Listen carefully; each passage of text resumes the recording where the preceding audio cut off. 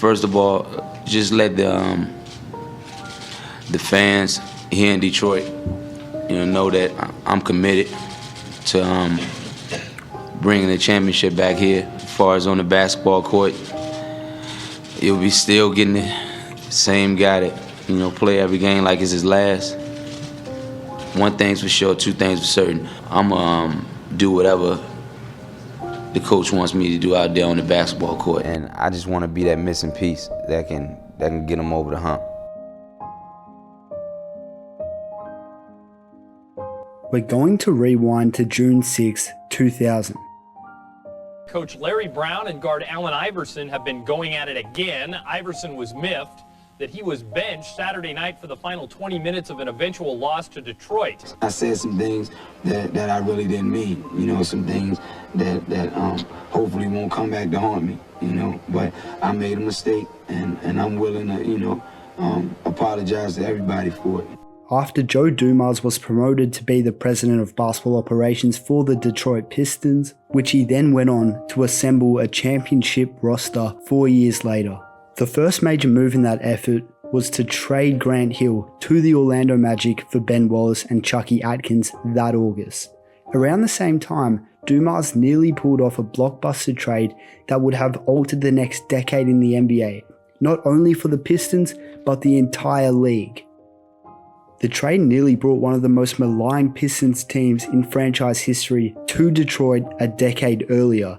In the middle of the prime of this Hall of Famer's career, Matt Geiger, a veteran center at the time, single-handedly prevented this trade from actually happening. The deal was centered around superstar guard Allen Iverson, whose difficult relationship with then Sixers coach Larry Brown was deemed unsalvageable.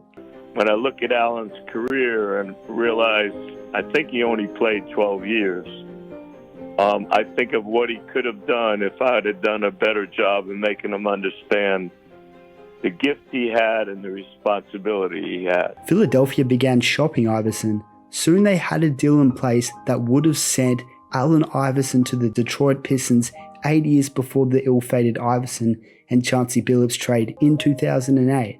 In a 2001 piece from ESPN's Marc Stein reported the following details of this near trade. In its most well-known incarnation, Eddie Jones, Glen Rice, Jerome Williams, and Dale Ellis were Philly bound.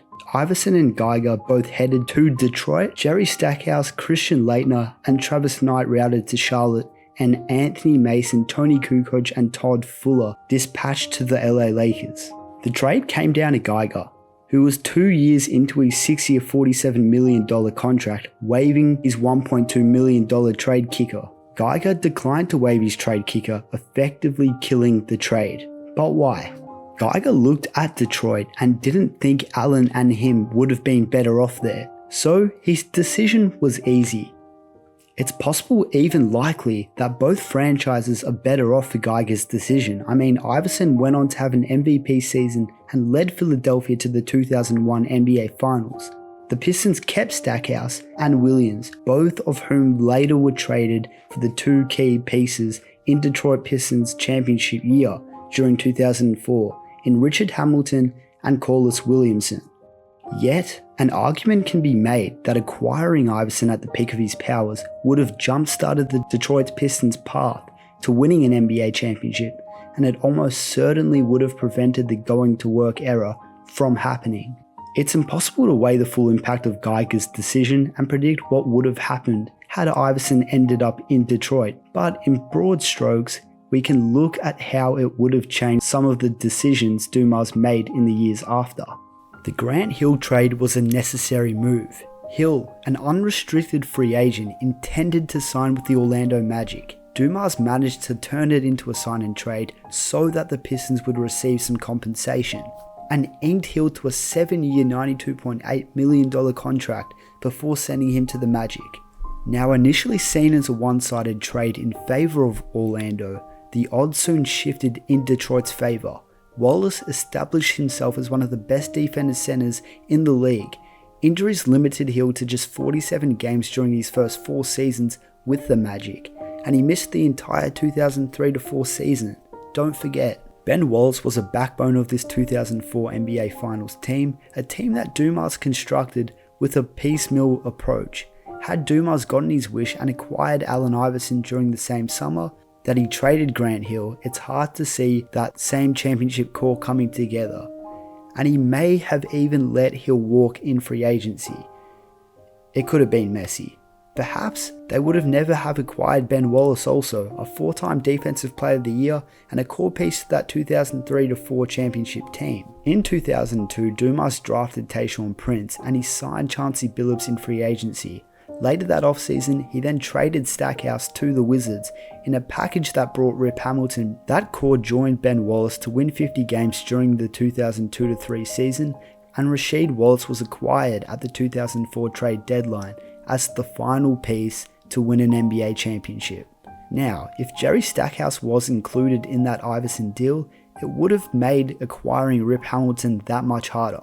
If Iverson were a Piston, it's hard to see Billups signing with the Pistons as well. Look, let's keep it blunt. Obviously the Pistons still would have had that path to contention. The 2001-2 Pistons team, led by Jerry Stackhouse and Ben Wallace, they won 50 games.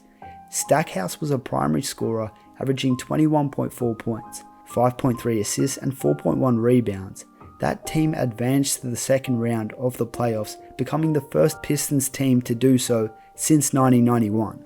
Replace Stackhouse with Iverson, who led the league with 31.4 points per game on average, and it's easy to envision an even better Pistons as a bigger threat in the Eastern Conference in 2002. So, the Sixers threatened to trade Iverson, who was just entering his prime, and they almost followed through with it. I did not want to trade Iverson, but I could no longer defend him because he was breaking Larry's rules, Sixers president Pat Croak said at the time. Allen just told me he didn't want to go, he wanted to be professional. Geiger's decision to nix the trade ended up working out nicely for Philadelphia, even if Brown and Iverson would eventually depart from the franchise. Toni Kukoc, initially slated to be traded to the Lakers in the Iverson and the Pistons trade, was eventually included in a package that helped the 76ers acquire Dikembe Mutombo during the 2001 trade deadline. Mutombo won the 2001 Defensive Player of the Year, and Iverson earned league MVP honors in a landslide win that same season. The Sixers won 56 games and they made the NBA Finals, losing to the Los Angeles Lakers in 5 games. Would Iverson have won MVP that year with the Pistons? Probably not. The Pistons, led by Stackhouse, won just 33 games that season. It's unlikely that Iverson would have swung the pendulum so far in the opposite direction that he would have been in the MVP discussion. But the 2001-2 season could have given him a chance at what he ended up getting in Philadelphia a season prior. The Pistons drafted Mehmet Okur and traded for Clifford Robertson in 2001. It's hard to say if these things would have happened with Iverson. And Williamson, the 6th man of the year with the Pistons in 2002, likely isn't on the roster either. An Allen Iverson and Ben Wallace led Pistons team would have been very good. Iverson's 2001-2002 season was nearly as good as his MVP season, and Ben Wallace won the Defensive Player of the Year in 2002. That 1-2 punch would have been similar to Iverson and Mutombo, the core that led the 76ers to the NBA Finals in 2001.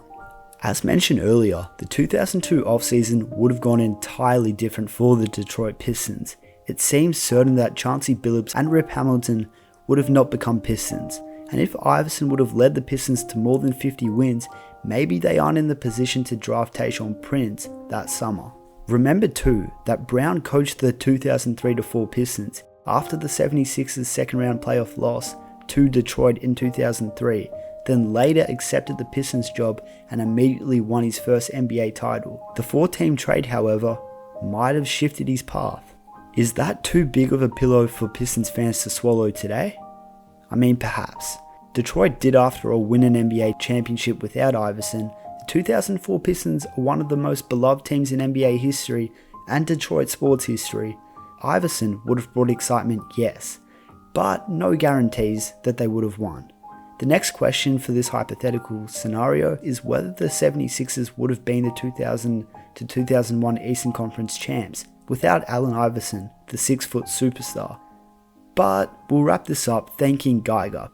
And we hope you guys enjoyed it. If you did enjoy this style of video, these what ifs. We're going to have plenty more coming in the next coming weeks. Make sure you leave a sub, like and comment. And if you did enjoy, share this with a friend. And for now, it's been Mark from the Bench Mob, and we'll catch you guys next time.